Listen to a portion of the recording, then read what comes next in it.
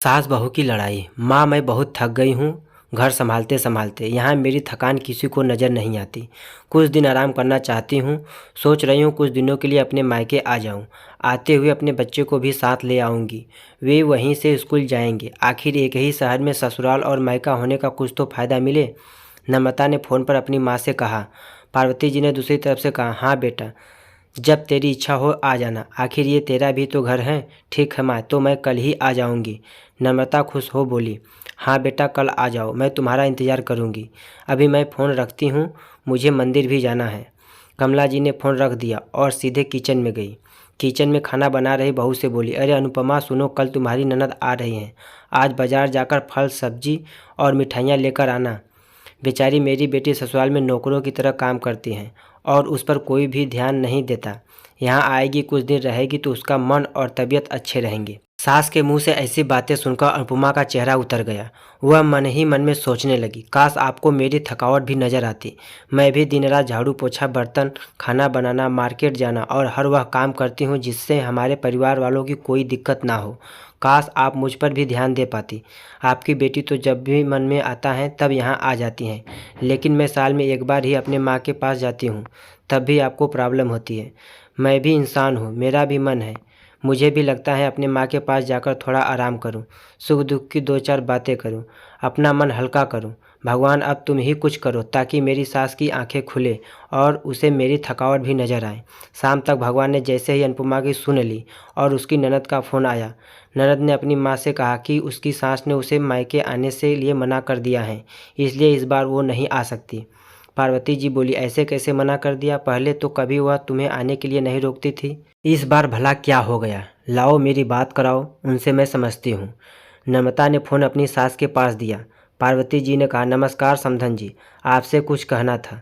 समधन जी ने कहा, कहिए। दरअसल नम्रता कल त्यौहार है, इसलिए अपने मायके आना चाहती हैं। अगर आप उसे भेज दें तो बहुत अच्छा होगा रहेगा। नम्रता की सास ने कहा, देखिए समधन जी, आपकी बेटी मायके जाकर रहे, इस बात के लिए हमें उसे कभी नहीं रोका और इस बात से हमें कोई प्रॉब्लम भी नहीं है। कुछ दिनों पहले मैं अपने रिश्तेदार के शादी में गई थी। वहाँ आपकी बहू अनुपमा की माताजी से मिलने का मौका मिला।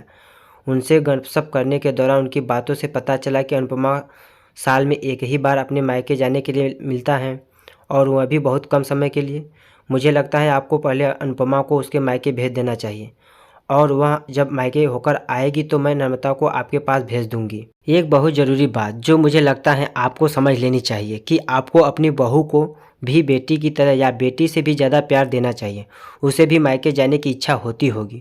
हो सकता है नम्रता के वहाँ आने से उसकी हाव भगत करने के लिए आप उसे मायके नहीं भेजती होंगी, या फिर वह आपसे कुछ कहने से भी डरती हो। अगर आप उसको घर में ही कैद रखोगी तो एक दिन ऐसा आएगा जब वह आपके खिलाफ बोलने लगेगी। फिर वह आपकी सुनेगी भी नहीं और जब चाहे तब अपने मायके जाएगी। ऐसी परिस्थिति आए, इससे अच्छा है कि आप ही कुछ बदलाव अमल में ले आएं, जिससे आपका रिश्ता और रिश्ते की मिठास खराब ना हो। पार्वती को अपने समधन के हर एक शब्द में सच्चाई नजर आई। उन्हें महसूस हुआ कि उन्होंने अपनी बेटी के प्यार में अंधे होकर कभी भी अपनी बहू के मन का विचार नहीं किया। उन्होंने हमेशा ही अपनी बेटी को अपने बहू से ऊपर रखा।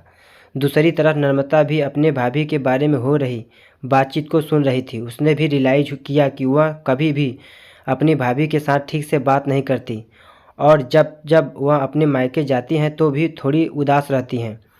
पार्वती जी ने अपनी बहू को बुलाया और उसे कहा कि अनुपमा कुछ दिनों के लिए नम्रता नहीं आने वाली है, इसलिए पहले तुम अपने मायके होकर आओ। यह सुनते ही अनुपमा का चेहरा खिल गया, क्योंकि यह पहली बार था जब उसकी सास ने सामने से उसे अपने मायके जाने के लिए कहा था। अगले दिन अनुपमा अपने मायके गई और इस बार एक दो दिन नहीं, पूरे हफ्ते भर रहकर आई। अपने माँ बाप से, अपने रिश्तेदारों से मिलकर आई और जब वह लौटकर आई तो उसका चेहरा खिला हुआ था।